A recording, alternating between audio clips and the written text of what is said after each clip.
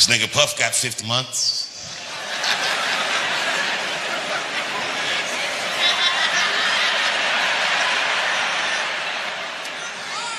I don't like talking about this, but I'm gonna do it.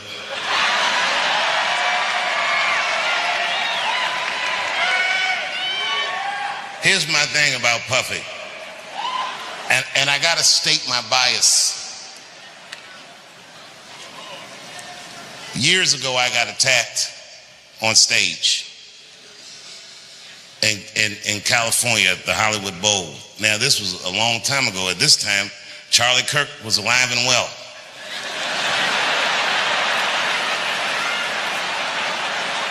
Well, this is another reason it's hard to talk in America, because, you know, if you talk for a living and see Charlie Kirk get murdered that way, I'm gonna be honest, nigga, I was shook. I mean, Charlie Kirk is the wholesome white guy, and if they killed this motherfucker, I said, these whites.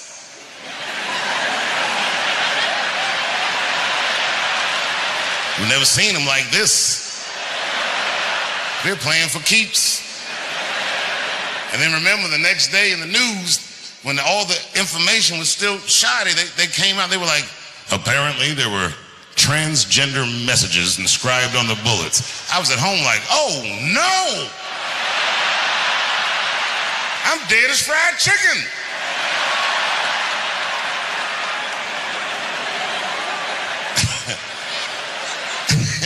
And then weeks later they said what was written on the bullets. One of the bullets had Bella Ciao, Bella Ciao, Bella, Bella, Bella Ciao written on it. Another bullet had written on it, if you're reading this, you're gay. I was at home like, nigga, I'm gonna need to see these bullets. How the fuck is this nigga writing whole paragraphs on bullets? How big are these bullets? What is this nigga, a watchmaker? He can inscribe all this shit on a bullet? I'm not making light of Charlie Kirk dying, but I'm not sure what it means. And I'm not sure I believe what they say it means. I'll tell you what I don't believe. And the whites were quick to say this. They said, Charlie Kirk is this generation's Martin Luther King. No, he's not. Yeah, that's a reach. You know, they both got murdered in a terrible fashion. They both got shot in the neck, but that's about where those similarities end. Because Charlie Kirk is a motherfucking internet personality. No, by design. Fundamentally, you can't function like Dr. King. Internet niggas are negative because they have to be. Because nobody will engage them unless they say shit that makes them upset. That's Charlie Kirk. Could you imagine Dr. King was behaving like Charlie Kirk? Smash that like button and subscribe. Follow me for more content like this. I believe all black people should be free. Change my mind.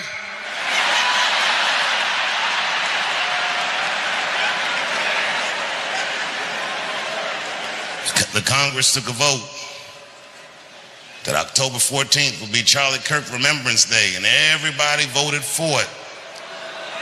No, I'm not gonna boo it. You can remember, no. Remember that nigga if you want to. And remember him however you want to. But I do know that most of those Congress people voted for that because they're afraid of political violence. I'm telling you, it's easier to talk in Saudi Arabia.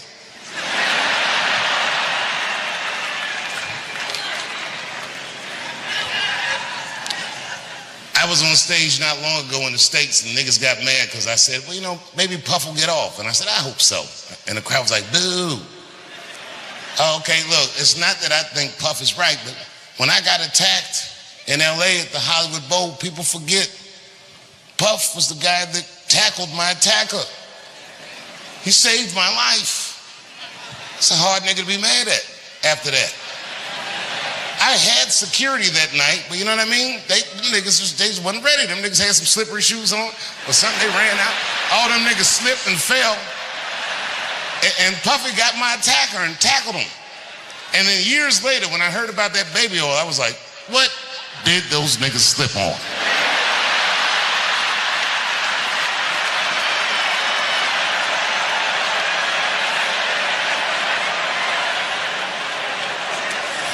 1,000 bottles of baby oil, that's a lie.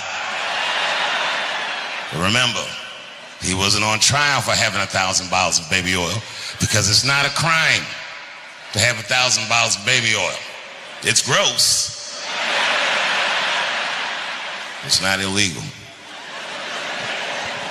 But I'm gonna tell you something else I haven't said, but this is true. In LA one night, I shouldn't even tell, fuck it. I've been to Puffy's house.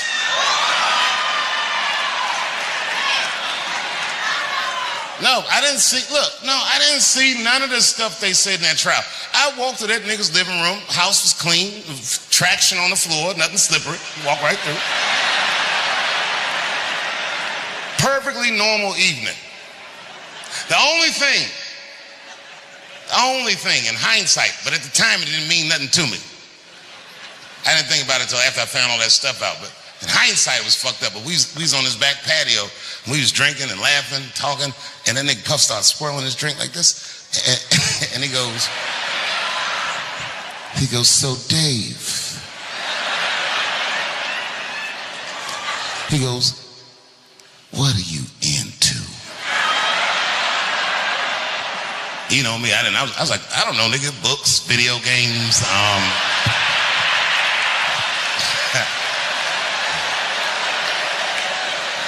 I didn't know there was my big chance to fuck Cassie.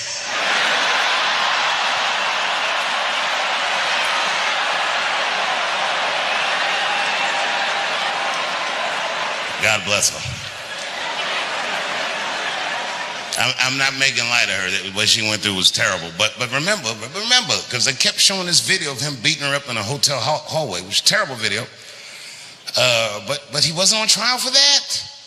If you remember, he paid her for that before the federal charges ever came up. He paid her $35 million, is what I heard, which doesn't make it right, but I mean, come on, nigga. I do know niggas that have fought Floyd Mayweather for less money than that. And them niggas had to fight for 36 minutes.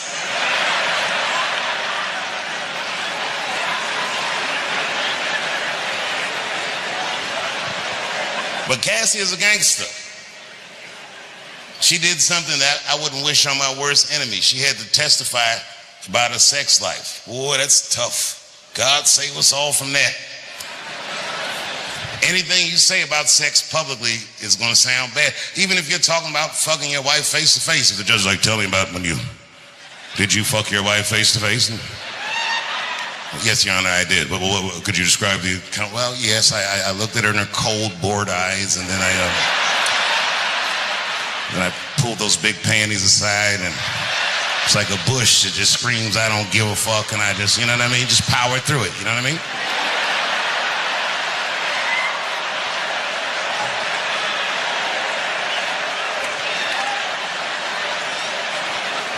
Cassie had to do way harder than that. Them questions, they was asking her all kinds. Did Sean Combs pee in your mouth? I was like, oh my God. She didn't hesitate. Yes, Your Honor, he did. I'm sorry. My wife's friend, Stuart, told me that. My wife has a lot of gay friends. Stuart's their leader. She has a lot of gay friends. And I don't like them. Not because they're gay, I'm just judging them on the merits of their character. They're just not nice dudes. They're rude house guests. They're sitting on my couch, giggling with my wife, eating my mother macaroons. And I come in, they act like the party's over. Hey, Stuart, what's going on? This guy talks to me the way a cat would speak if a cat could talk. Hi, David.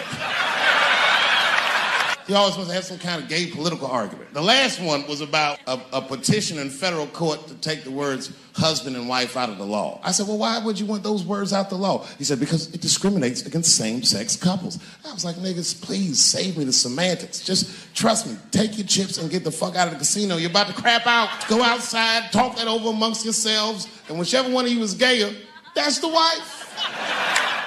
I've never seen somebody in the office so high with the most just basic fucking solutions. We should not let any more Muslims in the country till we can figure out what's going on. Did he just say figure out what's going on. Who doesn't know how to do basic math? Let's count it out. There's been 17 mass shootings in the United States. 4 of them were done by Muslims. None of those 4 Muslims were from any of the 7 countries in your stupid-ass original band. The other 13 shootings were done by the Tiki Torch whites. And you don't see me trying to ban white people from the show to keep the rest of the audience safe. It's a fucking terrible idea because it's mean and it's racist. And most importantly, if there were no white people here tonight, I might leave this bitch with $1,800. This man needs to realize that we all need each other. And that's why we will never, ever be able to beat China. Because everybody in America is racist and everybody in China is Chinese. This guy, R. Kelly, got another sex tape out now. This guy makes more sex tapes than he does music. He's like the DJ Khaled of sex tapes. Another one. Like, damn. The new one's so bad that they didn't even show it. 16 times the girl's age was mentioned. Isn't that crazy? This motherfucker is an idiot. He was fucking her like, yeah, this is the best 14-year-old pussy I've ever had in my life. And she was like, you like this 14-year-old pussy? He's like, oh, yeah, I love this 14. I'm like, man, you need to shut the fuck up. You got to give your lawyer something to work with. You're supposed to be on the tape like, this is the best 36-year-old pussy I've ever had in my life. And then your lawyer going to be like, Your Honor, clearly my client thought that this woman was 36. As he mentioned some 16 times in the tape. They gonna know you lying though, you know what I mean? Everybody knows no such thing as good 36-year-old pussy. It is wild, bro. Where you from, man? Where you from? New York. You from, what, Manhattan? Brooklyn. You are from Brooklyn, aren't you? You look like you can rob somebody with a hammer.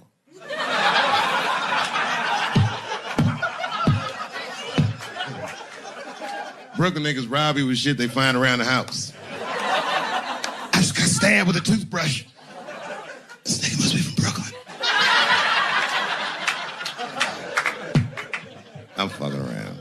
I think, okay, again, of all those letters, the T has the toughest road ahead. In fact, I think the T should stand for tough road ahead.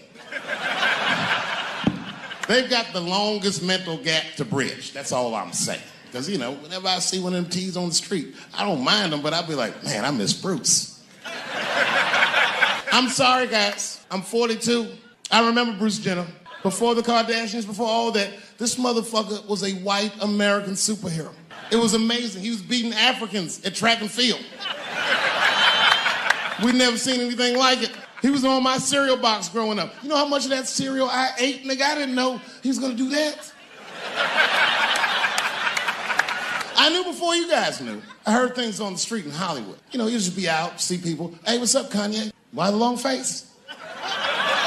Nigga, you'll see. I got 2 mother-in-laws now. There was a big dance coming up in the middle school. I was 12 years old. I said, Dad, can I go to the dance? He said, of course you can go to the dance. I want you to get out and meet some more kids. I said, great. It costs $3 to get in. And my dad said, ooh, sorry, son, I don't have it. I was like, what the fuck? You don't have $3? Well, then how are we alive, Dad? Dad said, if you want to go to the dance bad enough, I'll tell you what, there's some money in the change jar, get the money from there. I was 12 years old. That's what I did. I showed up to the dance early. There's a long line of kids waiting behind me while I'm at the door trying to count out 300 pennies to get inside.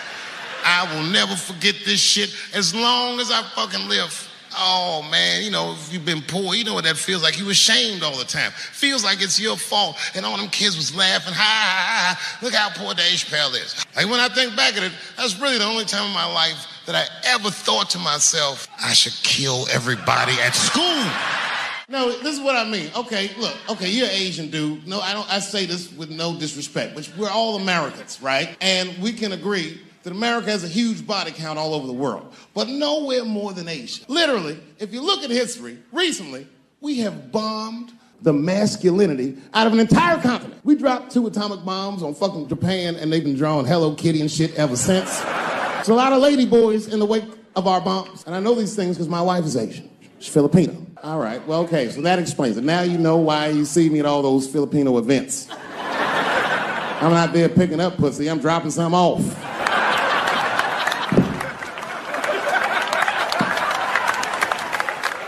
I take my wife to all that shit. I took my wife to see Pacquiao fight Mayweather. We sat ringside, okay? That was a quiet car ride home. That's what that was. That's my problem. I can't handle pressure. Sometimes pressure make me talk different. I'm serious. You ever have like that social pressure? You ever talk to somebody who's fake and they make you fake? Like, they come and you're like, hey, how you doing? You're like, fine, how are you? And you're like, I don't even talk like that. I get sick of that shit. I do. It just makes me sick. Sometimes I'll talk crazy just to make myself feel better. You ever do that? Just start talking like crazy. Like, you ever hear this voice? Man. That's how bad guys used to talk in the 40s. In the old days. See, I talk like that. Not all the time, but if somebody put the pressure on me, fuck it, I gotta cut loose. If the police pull me over, I'll talk crazy. Son, do you know why we pulled you over? Nah, because I'm black, see, that's right. Nah. It's not illegal to talk like that. How do they know I don't talk like that every day? Stop talking like that. Stop talking like white copper. Nah. I see my age in my children. I came home from the road. This is not long ago. I've been gone for, if you can picture, I was gone for weeks and weeks. And when I came back, nobody was home. Now, one person in my family thought that maybe I'd like to see them when I got back. Like, they knew when I was coming back, but they just weren't home. And that shit was a wake-up call. But an empty house, that's some cold shit. And I went into my oldest son's room. I was like, hello? He was gone. And I'd never done this to him before, but for some reason I just did it. I just looked through his shit. Just to see who this motherfucker was becoming. And I found these notebooks, and I started going through the notebooks, and it was all this wonderful poetry in them. And then I looked through his drawers, and I opened up his middle drawer, and I found this rolling paper. And I looked down at them papers like, oh, that's where that poetry's coming from. I'm doing a show somewhere, and I'm on stage, and I was a little drunk, you know. I figured to be safe, because, you know, everybody's phones are locked up. And I went in on this kid. I was talking all kinds of shit. Now, I didn't know that there was a journalist in the audience. Took impeccable notes. He told everybody everything I said. He was even putting the jokes in the headline. The headline said, Dave Chappelle says he wants to smash a dollhouse over Juicy Smouye's head. And I thought for sure when I read that headline, I said, well, that's it for me. I'm canceled. Lucky for me, that very same day, the Chicago police caught the motherfucker actually did it. And hilariously, they were both Nigerian. Not only were they not white, they were very, very black. They were Nigerian, which is the funniest shit. The whole story is funnier. Thank you very much for being here. But before I start tonight, I just wanted to read a brief statement that I prepared. I denounce anti-Semitism in all its forms. And I stand with my friends in the Jewish community. And that, Kanye, is how you buy yourself some time.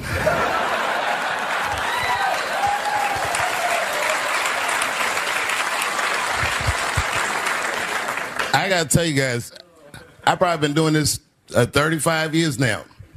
And early in my career, I learned that there are two words in the English language that you should never say together in sequence.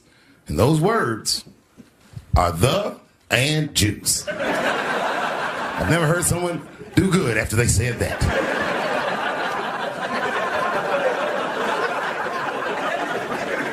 Kanye's gotten into some scrapes before. Normally when he's in trouble, I pull up immediately. But this time I was like, you know what? Let me see what's going to happen first. Let's want to see where this is all going. I can't even remember how it started. Vaguely, I remember it started with a tweet, strange tweet. It was like, I'm feeling a little sleepy. I'm going to give me some rest, but when I wake up, I'm going to go DEFCON 3 on the Jews. And then he just went to bed. I was up all night worried. What is he going to do to the Jews?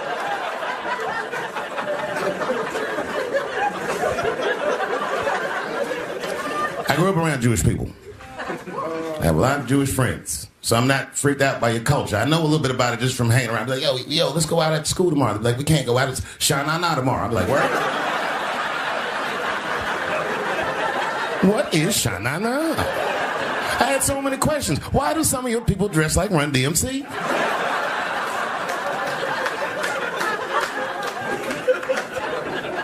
When Kanye woke up from that nap, he went right to work.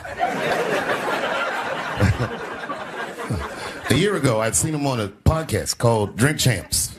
Great show. And it was an amazing appearance. Noriega and them were there, the rappers that I love, and they all had their gold chains and stuff on. And Kanye said, only millionaires wear chains. They said, what? He said, I'm a billionaire. Billionaires don't wear their money on their body. I took my chain and I said, oh, snap. That's right. It was a good appearance. It was fun and funny. But when he woke up, he went on Drink Champs again. This time, he was on one. He was mad about something. He said, I can say anti-Semitic things, and Adidas can't drop me. Now what? Adidas dropped that nigga immediately. Ironically, Adidas was founded by Nazis. And they were offended. I guess the student had surpassed the teacher.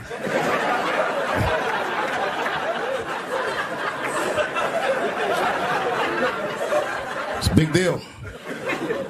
He had broken the show business rules. Is this a rule? You know, the rules of perception. If they're black, then it's a gang. If they're Italian, it's a mob. But if they're Jewish, it's a coincidence, and you should never speak about it.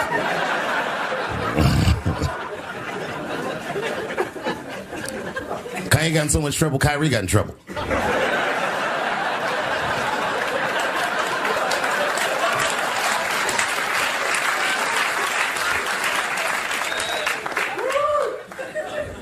Kyrie Irving posted a link to a movie that he had seen on Amazon. No caption on the post or nothing like that. But apparently this movie had some, I don't know, anti-Semitic tropes or something. And it was some weird title like From Hebrew to Negro or something. And the NBA told me he should apologize, and he was slow to apologize. And then the list of demands to get back in their good graces got longer and longer, and this is where, you know, I draw the line.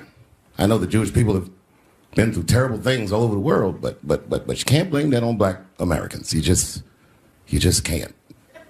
You know what I mean? Thanks to the one person that said that. A fair punishment would be he should just post a link to Schindler's List and y'all write your own captions. Kyrie Irving's black ass was nowhere near the Holocaust. In fact, he's not even certain it existed.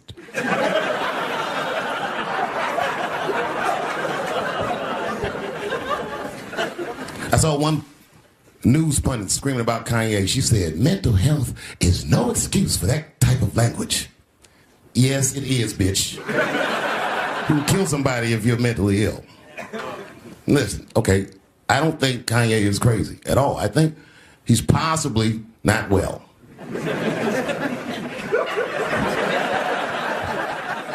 Well, I've been to Hollywood. I don't want y'all to get mad at me. I'm just telling you. I've been to Hollywood. This was just what I saw.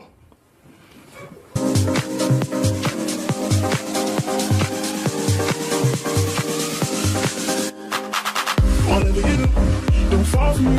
Don't put your trust in me. Don't even love for me. I want you, honey. I don't get it. It's a lot of juice. Like a lot. But that didn't mean anything. You know what I mean? There's a lot of black people in Ferguson, Missouri. That made me run the place.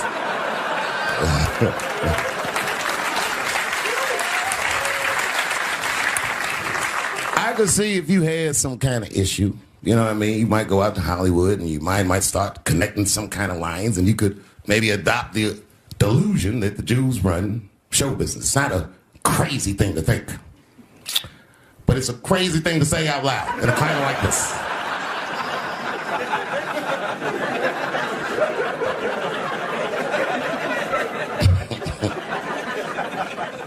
Now the midterms are over in this crazy climate, and I got to tell you, I feel like this midterm is like all of humanity depends on it, and it's an ominous sign. The most ominous sign of the midterms, I believe, would be Herschel Walker, who I don't want to speak badly of because he's black, but I have to admit, he's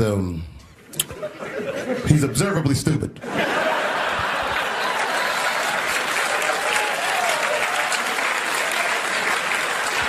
Even when he's not talking, his mouth be open a little bit like. He's the kind of guy that looks like he thinks before he makes a move on tic-tac-toe.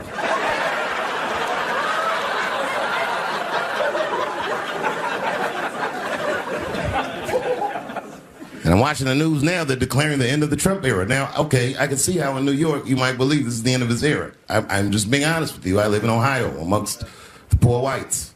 A lot of you don't understand why Trump was so popular, but I get it, because I hear it every day. He's very loved. And the reason he's loved is because people in Ohio have never seen somebody like him. He's what I call an honest liar. Well, I'm not joking right now. He's an honest liar. That first debate, I've never seen anything like it. I've never seen a white male billionaire screaming at the top of his lungs, "This whole system is rigged," he said. And across the stage was a white woman, Hillary Clinton and Barack Obama, sitting over there looking at him like, "No, it's not." I said, "Now, wait a minute, bro. It's what he said." And the moderator said, "Well, Mr. Trump, if in fact the system is rigged, as you suggest, what would be your evidence?" You remember what he said, bro? He said, "I know the system is rigged because I use it." I said, "God damn." And then he pulled out an Illuminati membership card and chopped a line of cocaine up and did it right at the podium.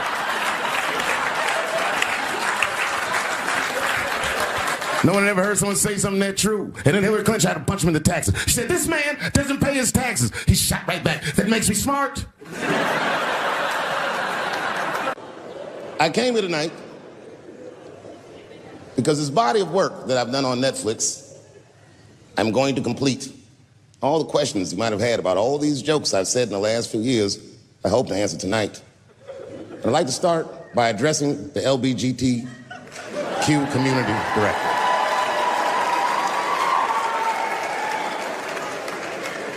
And I want every member of that community to know that I come here tonight in peace. And I hope to negotiate the release of the baby.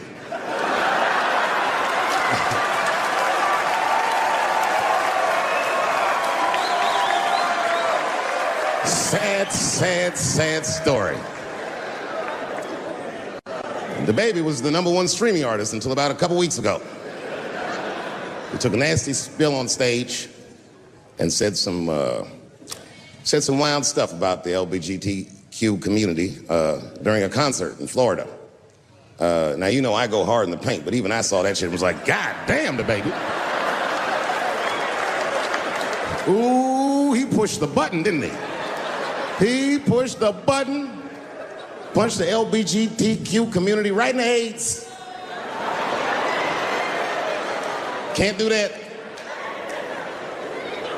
Can't do that.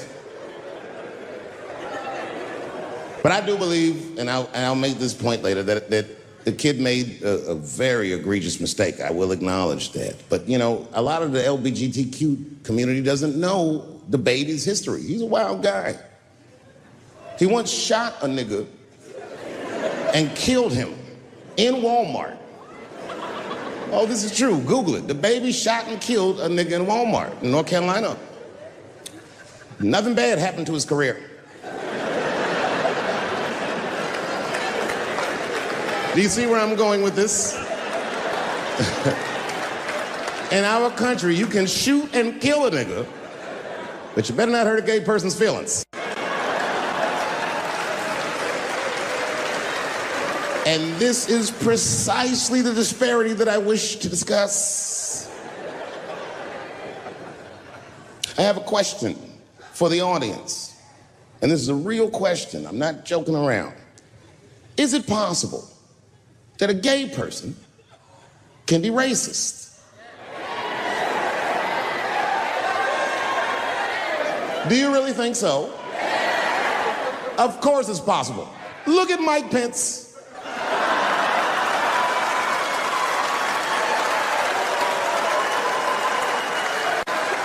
Who I'm guessing, but I bet you he's gay.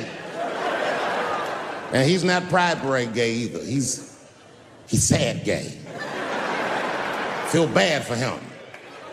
He looks like one of them gays that prays about it. Jesus, please take these dirty feelings out of my heart. Please, Jesus. Hoes ugly to me. I don't want to keep on tasting these dicks.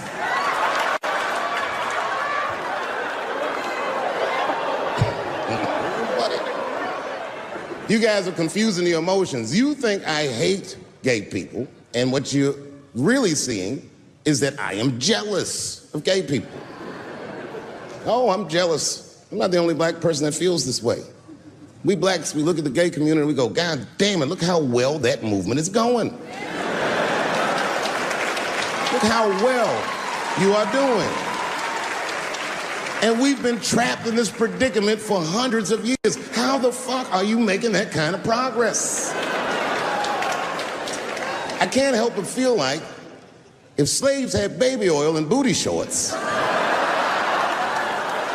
we might have been free 100 years sooner, you know what I mean? If Martin Luther King was like, I want everybody to get up on them floats, get your bodies good and shiny.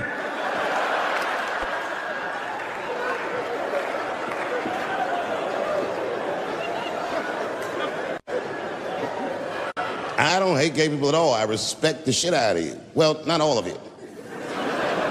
I'm not that fond of these newer gays. Too sensitive. Too brittle. Those aren't the gays I grew up with. I miss them old school gays, nigga. Them Stonewall niggas. Them the ones that I respect. They didn't take shit from anybody. They fought for their freedom. I respect that shit. I'm not even gay. And I want to be like a Stonewall nigga. Them old school gangster gays, them glory hole niggas, them the ones I like.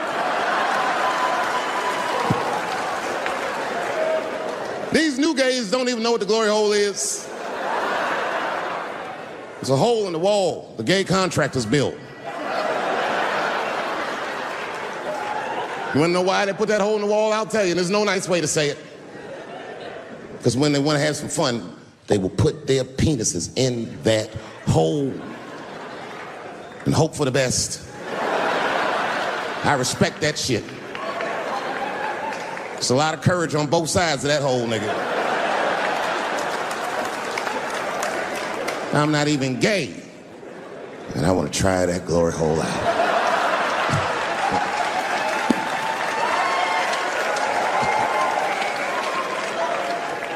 What if Martin Luther King had to integrate the glory hole?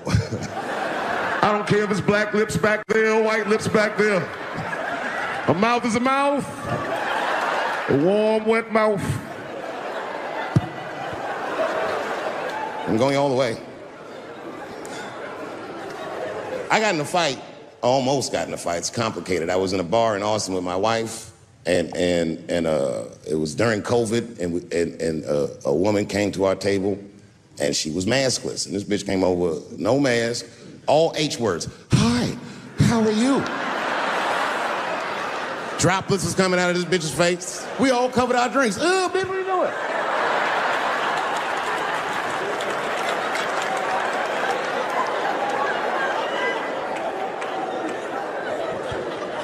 Now I looked over at the table that she came from and I peeped game. The men at the table were filming me.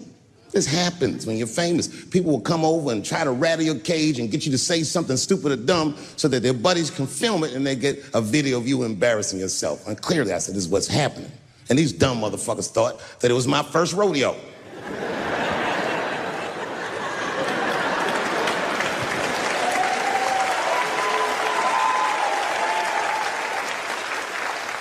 Sadly, it worked. I ran right over there. I pointed right in the camera. I said, you's a bitch-ass nigga for doing this to me.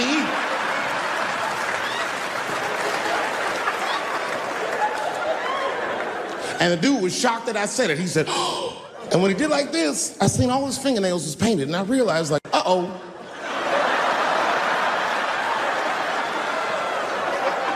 This fella's gay. Now, you know how I talk. I call everybody a bitch-ass nigga, you know what I mean?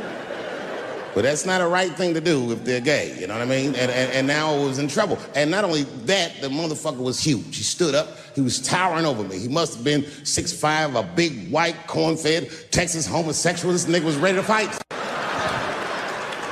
And he started barking on me, but I stood my ground. I wasn't scared. How could I be scared? This motherfucker's shirt was tied up in a knot like this. Ah, fuck this guy. Let's go, nigga, let's go. I thought we were gonna come to blows. I was ready. And then, right when you think we would fight, guess what he did? He picked up his phone and he called the police. And this thing I'm describing is a major issue that I have with that community. Gay people are minorities until they need to be white again.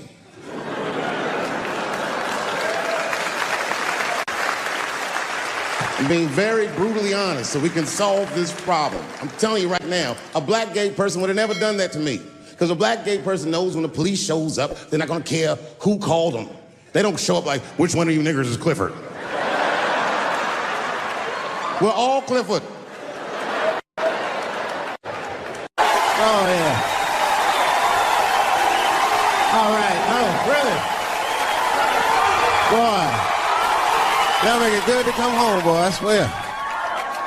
I know, man. It's been a while. DC's different.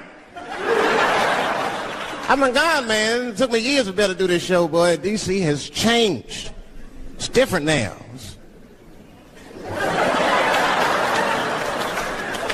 There's a lot of white people walking around, isn't there?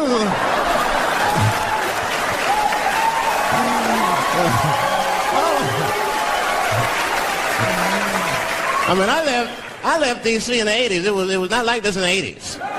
When crack was going on. Remember when crack was going on? White people be looking at D.C. from Virginia with binoculars and shit. Well, that looks dangerous. Not yet. New white people. You can't scare these white people. I tried. Roll up on them. Boo! The hell is wrong with you? Those days are over. I'm glad that, like we're doing a show here about Howard, and you see like white people come out, and that's good. One thing I'm seeing, every group of brothers should have at least one white guy in. I'm serious, for safety. Because when the shit goes down, somebody's going to need to talk to the police.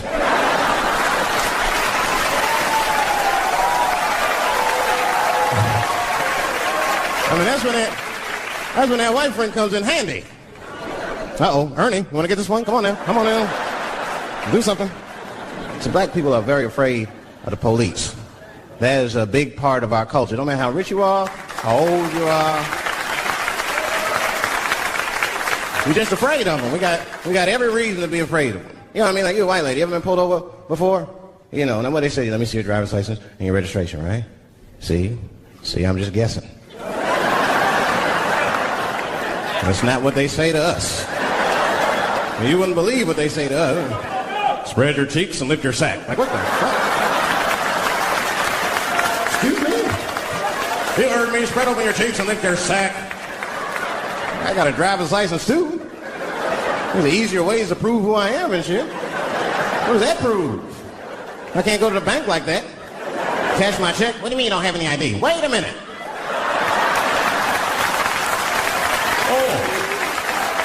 Oh, I'm sorry, Mrs. Chappelle. Right this way. Why didn't you spread your cheeks in the beginning? Scared of them. I'm serious, man. You ever be at a red light, the police might pull up next to you. It won't be no big deal for you, but I'll fucking fall apart. Oh, nigga. Oh, don't look over there, nigga. No. But I didn't always know that was a black thing. It took me a while to figure that out. I learned that shit in New York. I was in New York City. Now, I was hanging out with a friend of mine. He's a white guy, We were just hanging out. And we were lost in the city. We were smoking a joint. Now, I don't know if it was a coincidence that we were lost in the high and shit, but... my white buddy, he was smoking a joint. Dave. It's the goddamn cops.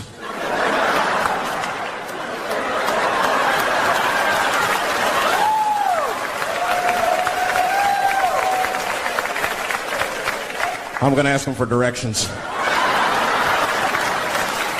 I said, Chip, no! Chip, don't do it! It was too late. He was walking over there. This man was high as shit. Excuse me. Excuse me, sir. Touching him and shit. Excuse me. Need some information. Start confessing things you shouldn't confess. I'm a little high. All I want to know, which way is 3rd Street? The cop was like, hey, take it easy. You're on 3rd Street. You better be careful. Go ahead, move it. Move it. And that's all that happened. That's the end of the story. Now, I know that's not amazing to some of you, but you ask one of these black fellas, that shit is fucking incredible, isn't it? I'm saying a black man would never dream of talking to the police high. That's a waste of weed.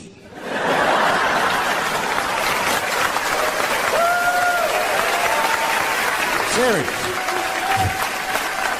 I mean, I'd be scared to talk to the police when I'm sleepy. They fuck around and get the wrong idea and shit. Oh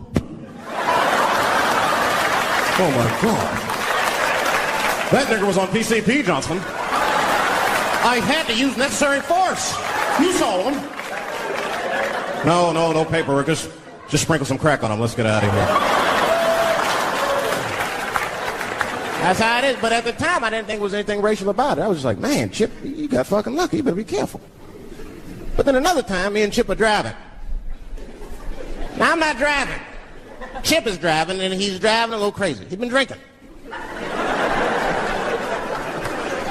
Now, I don't like to let my friends drive drunk, but, you know, I was smoking a joint. I couldn't really say shit to the guy.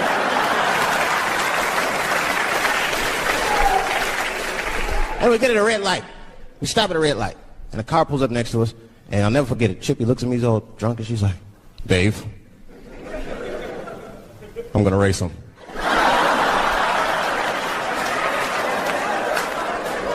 I knew it was a bad idea, but I was high. I tried to explain to him it was a bad idea, but all that came out was, well, nigga, sometimes you got to race. I don't know.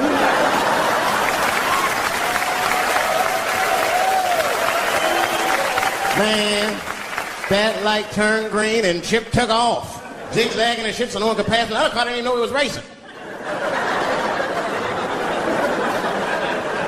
Then the police seen us and pulled us over. Now, you understand, I'm scared as shit. I mean, come on, the car smells like weed. I've been speeding. This man is fucking drunk.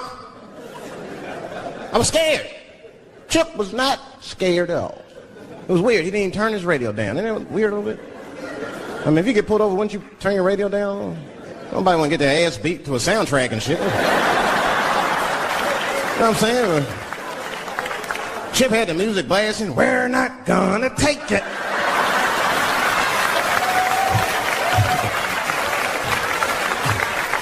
Look at him, he said, Dave, just relax. Close your butt cheeks. Just relax. Let me do the talking. You want to know what he said? This is almost exactly what he said. I couldn't believe it. He says, oh.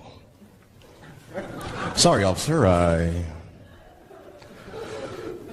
didn't know I couldn't do that. I was fucking shocked. The cop said, well, now you know. Just get out of here. Just get the fuck out of here. Chip said, okay, I will, sir. Thank you. What? What's wrong with you, Dave? I didn't know I couldn't do that. He said, that was good, wasn't it? Because I did know I couldn't do that.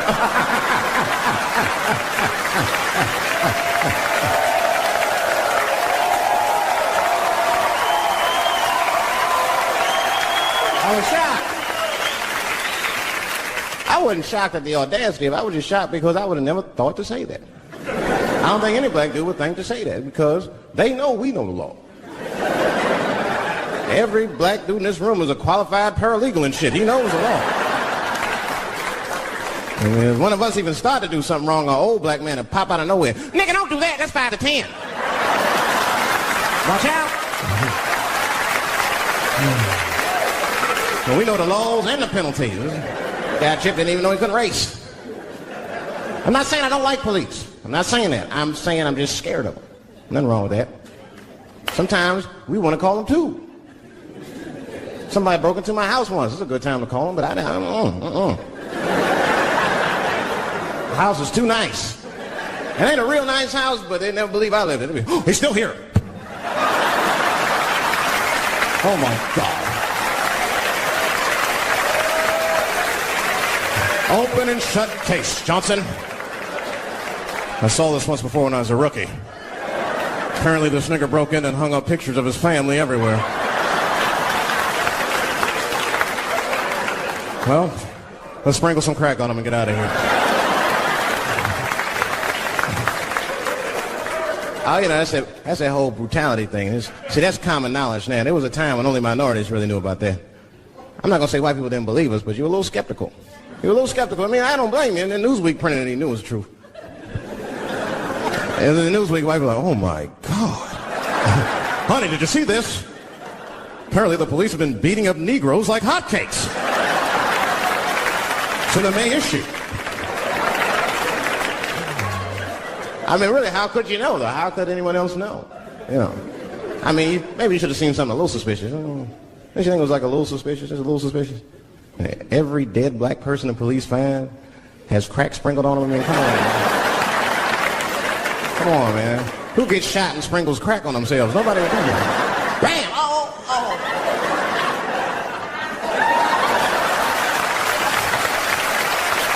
I don't want to leave no mysteries.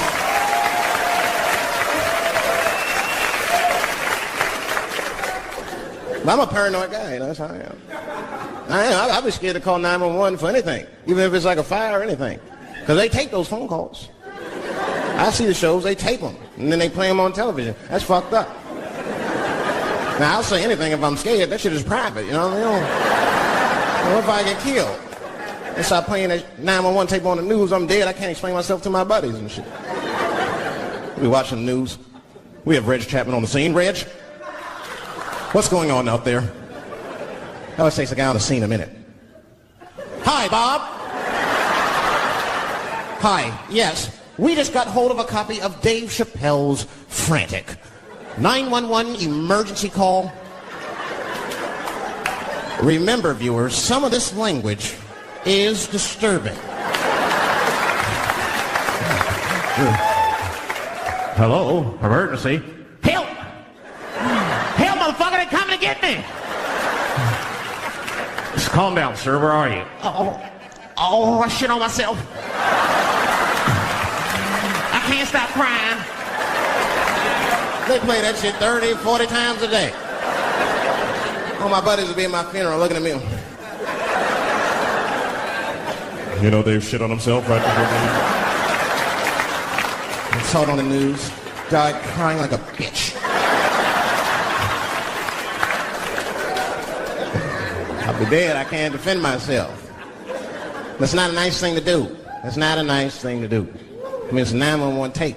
How do you expect it to sound? Of course you're going to be scared. It's an emergency. There's nobody calls 911 cool and relaxed. That shit would sound ridiculous.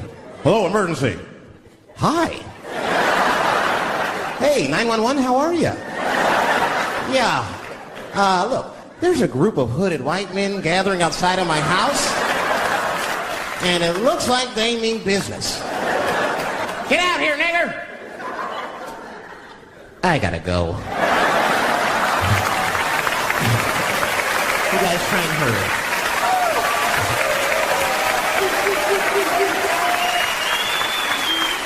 Too much pressure.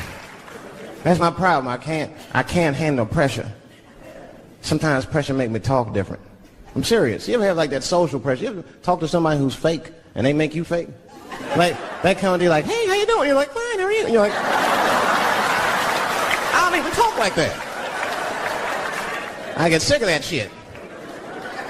I do. It just makes me sick. Sometimes I'll talk crazy just to make myself feel better. You ever do that? Just start talking like crazy. Like, you ever heard his voice? Man. That's how bad guys used to talk in the 40s. In the old days. See, I talk like that. Not all the time, but if somebody put the pressure on me, fuck it, I gotta cut loose. Maybe the police pull me over, I'll talk crazy. Son, do you know why we pulled you over? Man, because I'm black, see? That's right. Man. I do it. It's not illegal to talk like that. How do they know I don't talk like that every day? Stop talking like that. Stop talking like white copper. Nah. That's how I talk, see?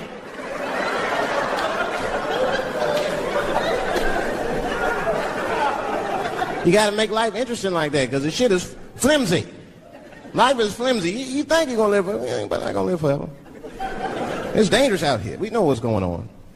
I travel now, you know. I used to think D.C. had the roughest ghettos in the country. Nah, nigga, I have seen some shit now.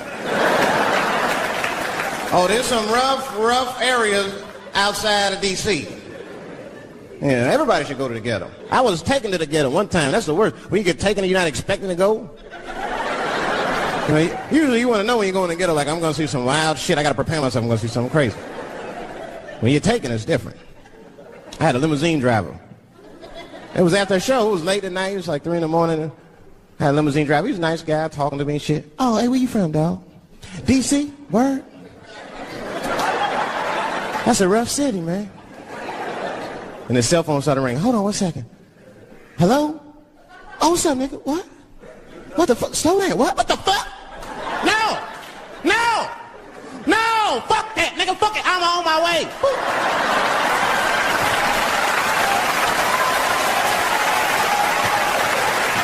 Hey. I gotta make a stop real quick. At 3 o'clock in the morning. I didn't know he was taking me to the ghetto at first. I started looking out the window. I was like, what the fuck? Gun store, liquor store, gun store. Where the fuck are you taking me? This don't look good.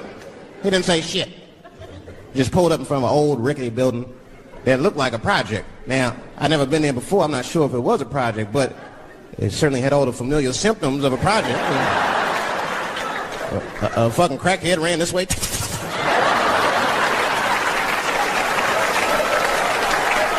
And then another one jumped out of a tree and shit.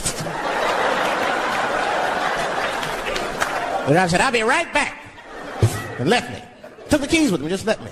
At 3 o'clock in the morning, in front of a project, in a fucking limousine. This was not good. I was like, man, I gotta look around and see if I can see some landmarks and figure out where I'm at. Might have to escape on foot. Now, this is when I knew I was in a bad neighborhood. You only see this in the worst neighborhoods. Remember, it's 3 o'clock in the morning. It's 3 o'clock in the morning. I look out the window. It was a fucking baby standing on a corner. Look at this. And the baby didn't even look scared. He was just standing there.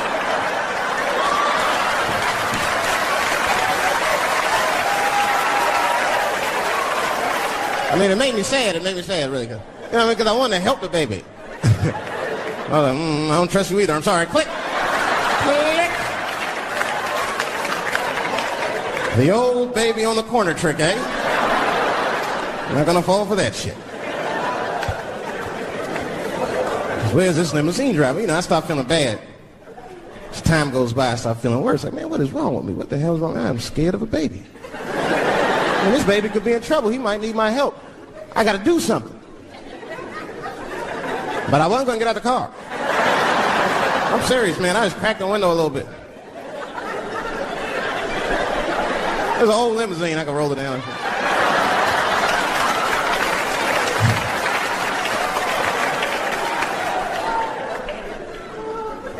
Hey, baby. Baby, go home, man. It's 3 o'clock in the morning. What the fuck are you doing up? The baby said, I'm selling weed, nigga. I said, oh.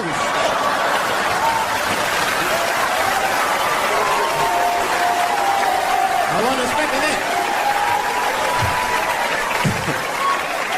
I'm sorry, I had to buy 2 bags from the coma. Let me get two cones. Got back in the car and rolled me a joint, man. That shit was scary, man. Every once in a while, like a crackhead would come up to the car and look in the window. It was like Jurassic Park and shit. He'd be looking on the car. Hey, get out of here, cracky. That baby was still standing there, man. That's what then I started feeling bad again. Yeah, weed make you feel guilty sometimes. You know. Man, what is wrong with me, man? I have just bought weed from an infant. I can't condone this kind of behavior. What am I thinking? I can't let the fear ruin my morals. Gotta do something.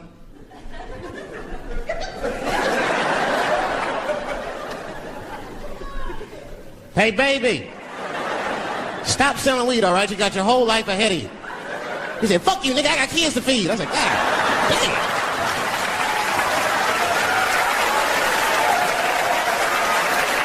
Sam. And just at that very moment, one of the crackheads was running across the street and got hit by a car. I know it was a hit and run. The police did it. That's all right, they sprinkled some crack on him and got back up.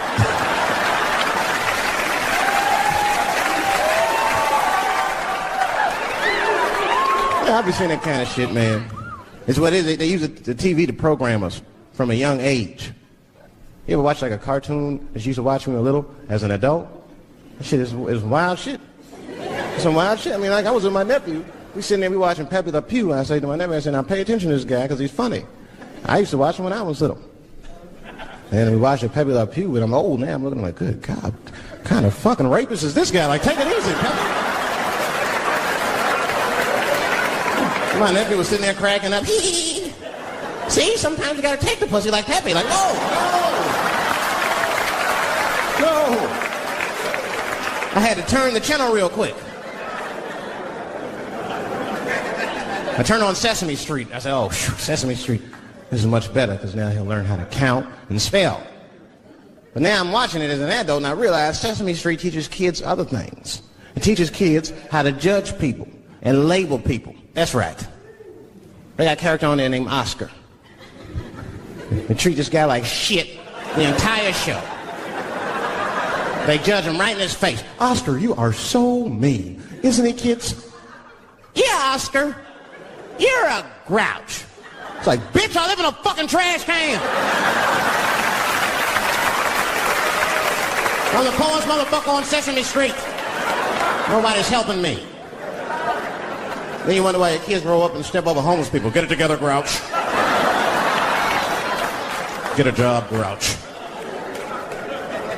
So don't even tell me how to get to Sesame Street. That is a terrible place. I wouldn't go there if I knew the way. Who would want to live in a neighborhood like that? Fucking 6-foot pigeons walking around. An elephant that's a junkie. Hi, bird. Yeah, that's right, Snuffy. Hi, bird, I'm sick. I need some smack, bird. The Cookie Monster with his eyes popping out his head, screaming, cookie, cookie, cookie, like, ugh. What kind of cookies are you talking about? Chocolate chips don't do that to people. And they had the nerve to put a pimp on there. They didn't come out and say he's a pimp, but I know a pimp when I see one. They called him the Count. Had a cape and everything. You just see him pimping. Bitch, where is my money? You've been late 4 times. I've been counting. How many times must I smack you before you act right? 1, 2 smacks.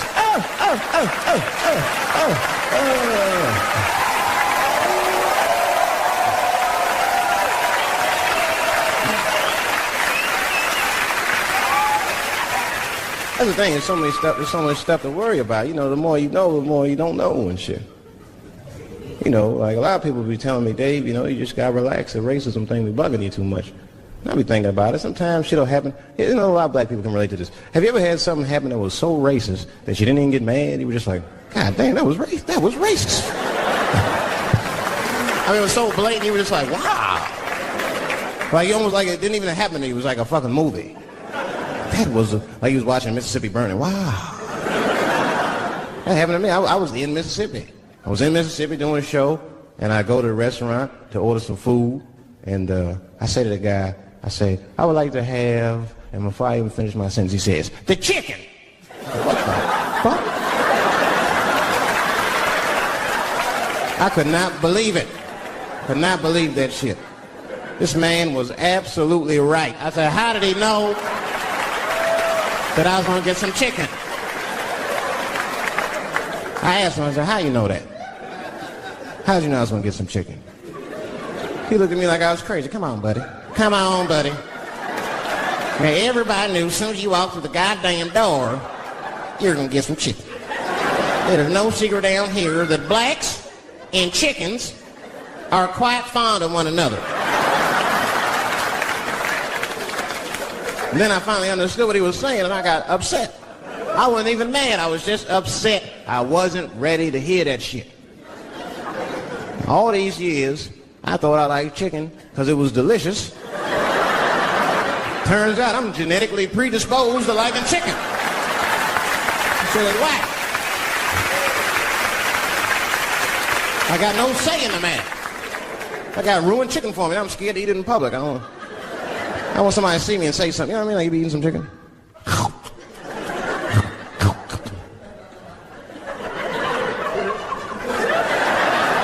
Look at him. He loves it. Just like it said in the encyclopedia. Look how happy he looks.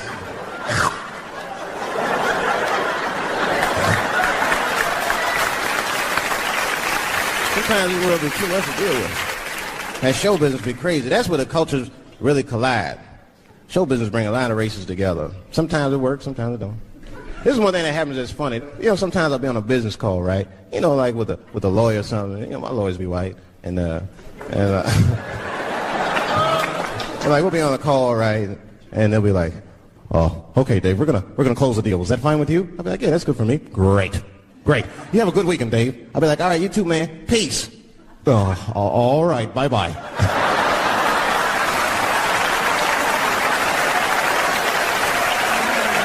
They don't know what to say, right? So sometimes I'll make up shit that's not even slang, just to see how they handle it and shit.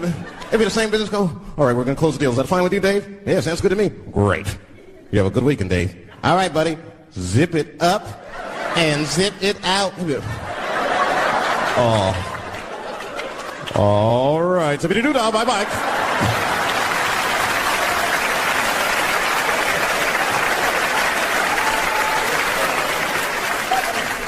Sometimes, sometimes racism works out in black people's favor. Now, it doesn't happen often. It happens very rarely, but when it happens, it is fucking sweet. I'm serious. This one time racism saved my life, man. I was on a plane. I was coming from overseas. And I don't know how this guy got a machine gun on the plane, but he stood up, man. He said, everybody, get on the fucking ground. Nobody look at my face. I started freaking out. Because he was Chinese. I was like, why is he talking like that? He was screaming and crying. I was the only brother on the plane. Well, I thought I was the only brother. I looked over. There was one other black dude. He was from Nigeria. I looked over at him. He was looking right in my face, man. He didn't say two words to me. He just looked at me. He was like...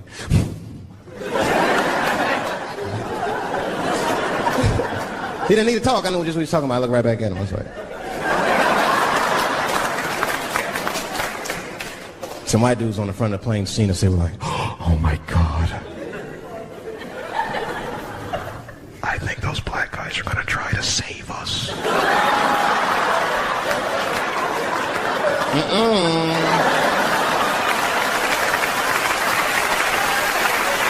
We were just communicating that we understood the situation. We were both seeing the same thing. What we understood was simple. Terrorists don't take black hostages. That's the truth. I have yet to see one of us on the news reading a hostage letter. They is treating us good. We all chilling and shit. I'd like to give a shout out to Ray Ray and Big Steve and Central Newport.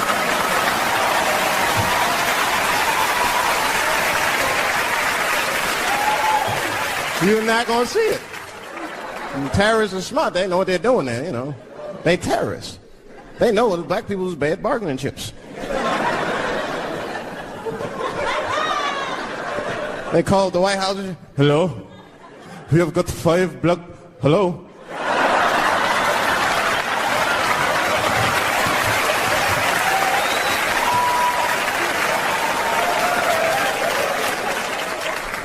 You'd be back in D.C. You know, I'm just thinking, man, this is an election year. I'm gonna ask you, you're a white guy, do you know who you're voting for yet? Don't know, do you? Now you see that? You see what just happened here? Let me tell you something. That is a cultural thing. He knows who he's gonna vote for. He's just not gonna tell me. See? I've noticed that. That is a cultural thing. White people do not like to talk about their political affiliations. It's a secret. You ever ask a white guy who's voting for you? Hey, Bob, who are you going to vote for? Dave, whoa. Take it easy now. Take it easy. So anyway, I was fucking my wife in her ass, right? And I mean, it was something else. Yeah, but who are you voting for? Dave, come on with the voting. I'm trying to tell you about fucking my wife here. Asking me all these personal questions. They don't like to divulge that information because it matters to them. Black people talk about that shit. Black people will openly talk about politics. Black people will openly talk about beating up politicians and shit. If I see George Bush, I'll kick his motherfucking ass for cutting my Medicaid. Say it. Black people just say it. But there's a reason for that. It matters more for that. It matters more. Black people see even when I vote, right, which I don't, but even when I think about who I would vote for, right, I don't even look at their political policies. I just look at their character. You know what I'm saying now? You gotta read, no, I'm serious. You gotta read between the lines. You look at Clinton, and black people like Clinton, because we've seen him on the campaign. I saw one thing on the campaign trail. He actually just picked the black baby up and kissed him. Come here, you little nigger baby. Mwah, just kiss him. I said, I like that. He did not hesitate or nothing. You see George Bush Jr., he be there, ugh.